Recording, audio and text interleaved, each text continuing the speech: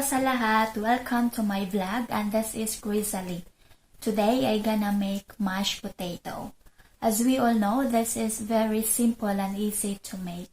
So before I gonna start, please don't forget to subscribe my channel at huwag nyo din po kalimutan kalimbangin ang bell button na yan para po kayo ay ma-notify sa panibagong upload ko na video.